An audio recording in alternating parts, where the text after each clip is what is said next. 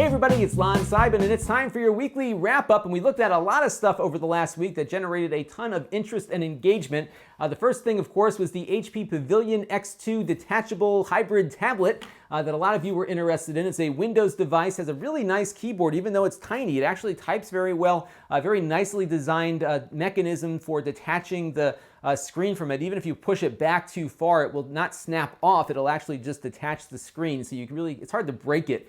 Even though it doesn't look as sturdy as it ended up being. So I was very impressed with it. It is running with a slower Atom Bay Trail processor, but it has a very high quality IPS display. So if you're looking for something a little bit nicer than some of those sub $200 computers, you can spend about $100 more, about $300 for this one. I think get a really nice workable computer. I think if you have kids especially, this is a really nice device worth considering. We also took a look at the Acer CloudBook, which is their latest sub $200 PC. A nicely performing device. It has the new Cherry Trail processor on board, so a little bit faster than the Atom Bay Trails we've seen with the sub $200 PCs in the past. So we're going to start seeing more of those make their way out into the marketplace. A pretty decent computer. The Minecraft performance was a little bit off on it, which was bizarre. So you can see that review and everything else I'm talking about in the playlist that I will be linking to above, so you can make sure you can catch up on everything you might have missed. We also got the Moto X Pure Edition, and that is called the Style outside the United States. It is a flagship phone, but it's got a neat feature in that when you buy it for $399, here in the US it works on every carrier, and that is a unique thing because in the US here, a lot of our carriers are on different technologies, different frequencies, and this is a device that will work on just about anything. So when I bought it, I popped the SIM card out of my iPhone here, plugged it into the Moto X Pure Edition, and I was up and running in a second or two. It was really very quickly, no activation or anything else like that. And likewise, I could take an AT&T card and pop it in there, and it would immediately switch to their network. So really nice phone, priced right, good performance, and the camera is really, really nice on it. You can see more about that in the review linked above. We also got to look at that Sabrent dock finally. This is a USB 3.0 dock that gives you a lot of ports when you just plug one cable into your computer. It even has two discrete display outputs also, and I tested that with a $200 PC I bought at Walmart, and it actually worked quite well even with that. So impressive device and worth checking out in the link above. And we did a look at autonomous flight on the DJI Phantom drone, and that was really cool too. So a lot of cool stuff this week. So you can check out some of those new programmable automatic flight modes on that DJI Phantom, which I continue to have a lot of fun playing with. Now let's talk about some news, because we can't talk about this week without talking a little bit about Apple. They introduced their new phones, the 6S and the 6S Plus, which are basic upgrades to what we've got now. The biggest thing that I see in those new phones is the camera. They'll shoot 4K video now, up from 1080p at 60 frames per second. So that's a nice bump in resolution for video capturing, and that kind of gets it in line with the other Android phones that are out there, including that Moto X we just talked about. A faster processor, but often those faster processors aren't really taken advantage of right away because developers are still having to focus on what most of the market owns, which is not the newest phone. They often look at the middle of the market. So I think if you've got an iPhone 6, you're not going to see a huge update here, but if you have a 5 or a 5S, going to the 6S or 6S Plus might be a nice bump there. I am getting a 6S in very shortly, so when it arrives, we'll do our usual review with it, but I think we're really going to just look at the camera mostly, because that seems to be the biggest change beyond like the Force Touch and the processor, as I mentioned already.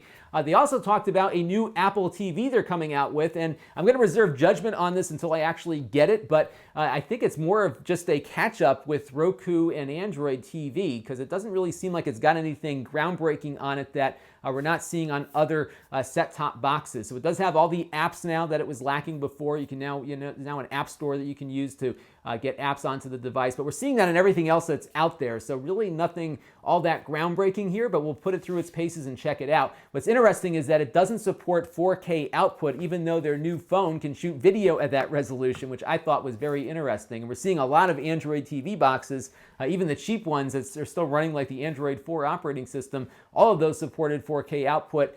This new Apple TV doesn't, which I think was kind of a bizarre omission. So we'll have to see what that looks like when it gets here. I'm going to reserve full judgment until I get to play with it. And they introduced that big, huge iPad. This is the iPad Pro, and it's basically a 13-inch screen, so really large, not very portable. You can see it here against all the other iPads. So my 10-inch iPad Air is in the middle there. The iPad Mini is up front. They do have a keyboard on there. I know a lot of you might think that looks a lot like the Surface kind of approach to things, and they have the Apple Pencil, which is a stylus that's promising a very low latency between the time that you draw on the screen and something appears on the screen. So we'll be interested to see what's going on there. I'm not all that excited about the iPad Pro. I don't feel like it fits into what most consumers are looking for. I mean, if you're a creative person looking for a good drawing surface, it's probably something of interest, but I think for most consumers, they're going to stick with the existing iPads, and there we didn't get much new. I mean, there is a bump in processing power on the iPad mini, so it kind of brings it up in line with the iPad Air 2, but the 10-inch iPad, the iPad Air 2, the one I'm using, has not been updated for this year, so they're going to give it another year in the product cycle, which I think makes sense just because it really didn't feel like there was anything more they could add to the iPad Air 2 moving forward. One thing I haven't talked about, and I really should have earlier, is the purchase of Ouya by Razer. So we looked at that Razer Forge TV, which I wasn't all that impressed with, partly because it was lacking Netflix of all things, but Razer is going out and purchasing Ouya now to try to boost up perhaps that console's chances of succeeding here in the marketplace, because it really fell short in my opinion.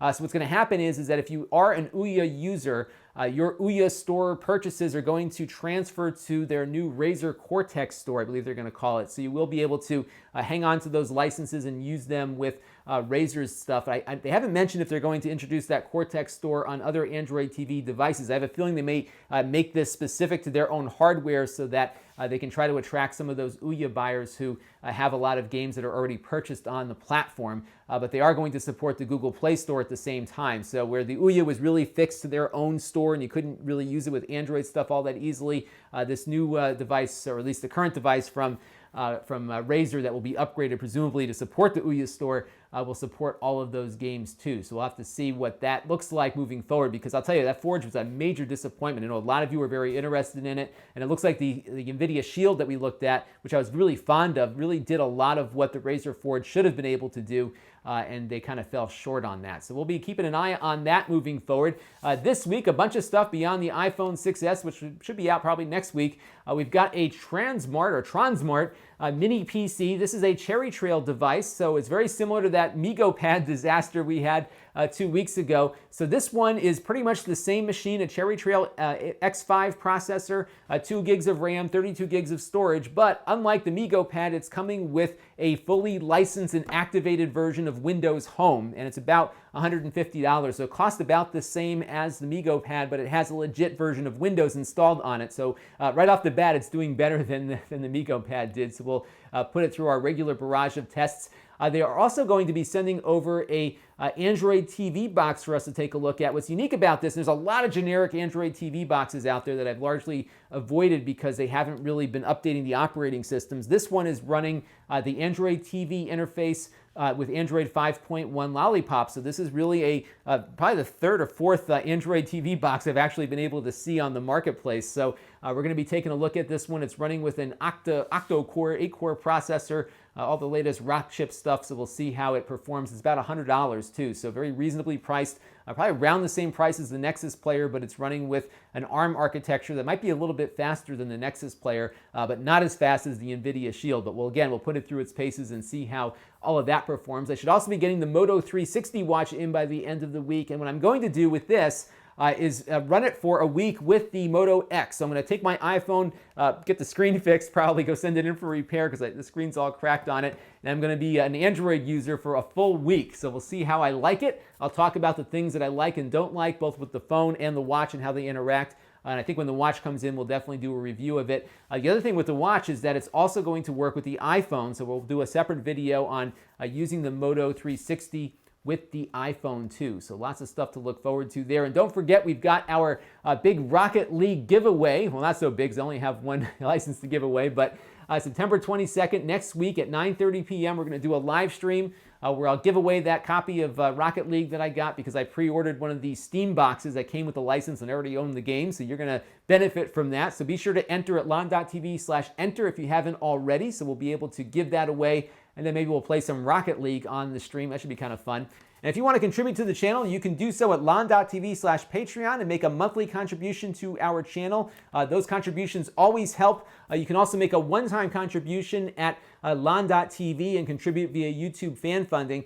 All of the contributions that I do get go into helping to offset the cost of buying the things that I review on the channel and then resell. So this Acer is a great example of that. I couldn't get a review unit quick enough from Acer, and I'd really like to get these things up the second these devices hit the market. So I bought this. We'll be reselling that. That Transmart PC was also a purchase, so you'll be seeing that on the Lon.TV store very shortly when I'm done reviewing it. So there's a lot of things that I do resell, and I lose some money on that, and that fund really helps keep that process going. You can connect with the channel too at my email address or email list at Lon.TV/email. We also have the Facebook page at Lon.TV/Facebook, and of course the forums at Lon.TV/forums. And that'll do it for this week. As always, please leave your comments below, things that I'm missing, should be talking about, or things that you just want to talk about. Leave them in the comments below, and we will have that conversation, or better yet, go to the forums and we can all interact there too. This is Lon Seidman. Thanks for watching.